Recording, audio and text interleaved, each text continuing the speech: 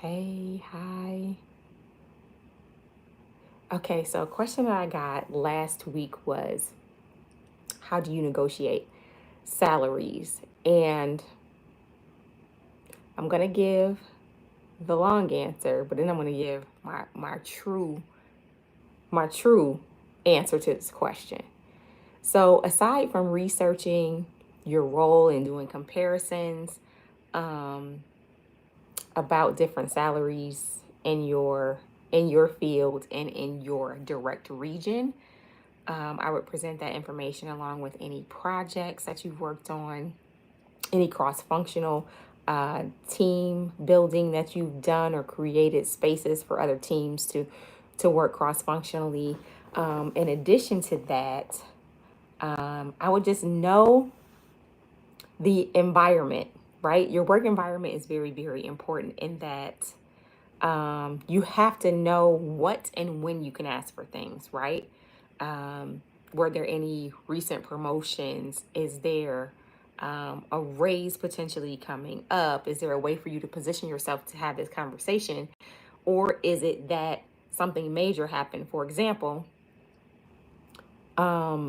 it wasn't necessarily a time for raises, but I covered for a coworker twice in my career during maternity leave. And it's a lot to when you're taking on someone else's job, right? The first time it was actually my direct person that I reported to. So it was my director. So I'm literally taking on the role of somebody that's above me, right? So her roles and responsibilities were different. Her breadth of knowledge was different. Everything about her role was different than mine, right? Because she oversaw me and another analyst. So it was a lot to take on and a lot to consider because here I am. I was always in the board meetings with the C-level people, the CFO, obviously, because we reported into him, a VP before that. So VP of finance and the CFO. And then, of course, the operating people and the sales uh, chief operating officers in there. And you have all these different people, the whole C-suite are in these rooms because they want to know what the forecast and budget, what the actuals were, right? So the accounting and finances team have great exposure to that C-suite level in the first place. And so it wasn't very difficult for me to go in and say, hey, I've been covering for, their maternity leave, and it was very difficult. And here's what I achieved during that time frame. And it was really a no-brainer because I had earned at that point a promotion, a title change, that sort of thing. Um, the next time I had to cover, it was a someone on the same level as me, but it was still a lot to take on because you're taking on a completely different function in this example. So I was all in this particular company, I was responsible for the operations side of reporting, where she was more, um, how do I put it? Maybe the administrative side. So what it took to actually run the business. So I was in the operations. So I'm running metrics on our productivity, um, how we're shipping things. Can we find cheaper ways to do that? Can we um, flex our staff, right? I'm more into the operations of the distribution centers and how we can trim costs there and make them more profitable, where she was more on the, I wouldn't say that, I would say the administrative side. So the people that were actually in the building with us. So HR, legal, she worked more directly with those people where I was working with the field. So it was a completely different role altogether. And I honestly didn't feel there was room to negotiate anything because it was just expected of everybody to kind of do what we needed to do.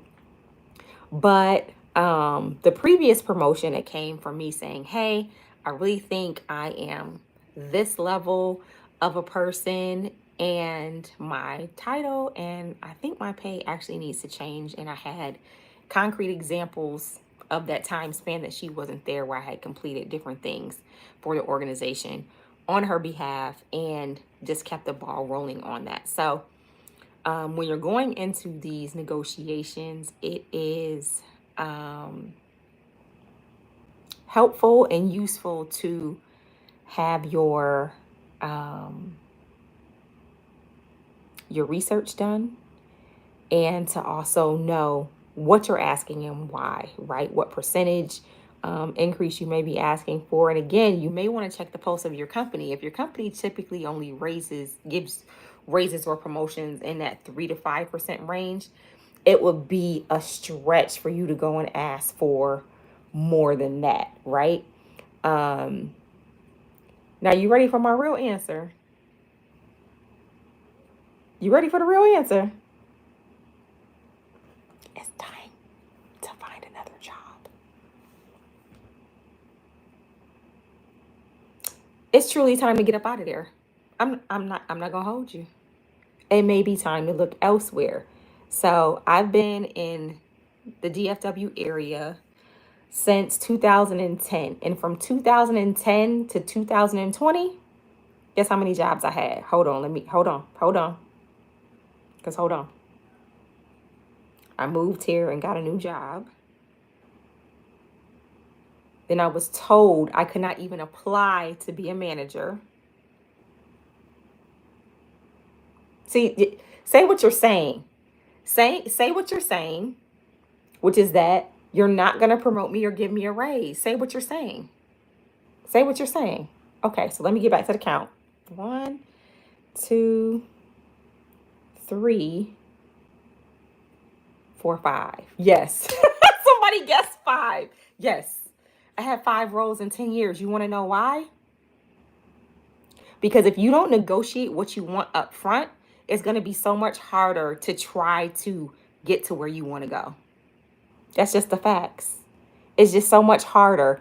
Once they have you in there, I mean, what do they have to lose other than you going to another place? Nothing really.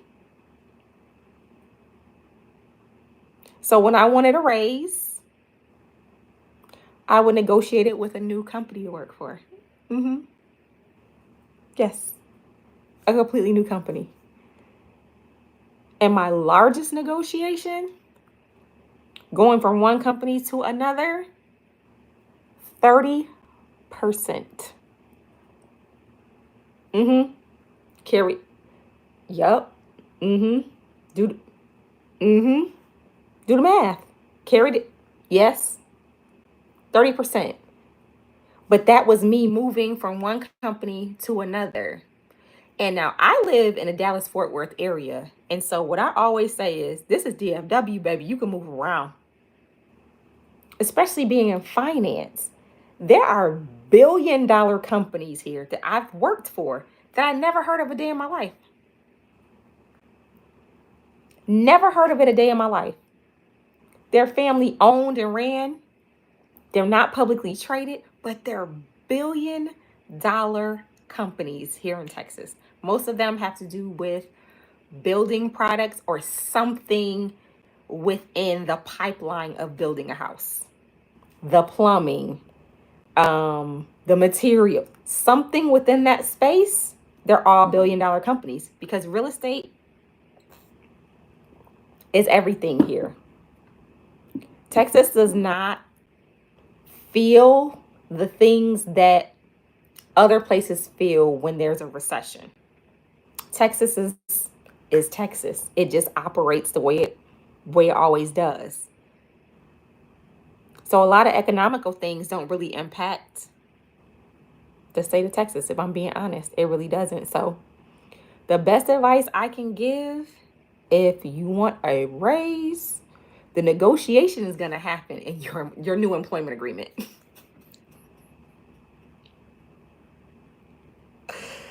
I tell this story a lot, but the last place that I worked, I negotiated my salary and the girl that sat next to me because they recruited both of us. So our company was purchased and acquisition, and they said, hey, you two come over here. We don't even have an FP&A department. This has happened twice to me, starting from scratch. Come over here and start this FP&A department. Absolutely, I will, but you're going to have to pay me. You have to pay me a lot.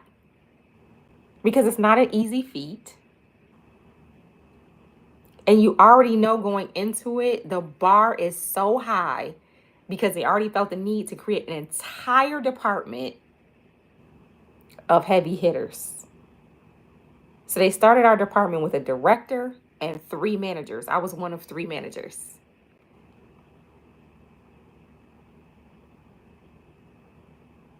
So you already know going into it, it wasn't a game.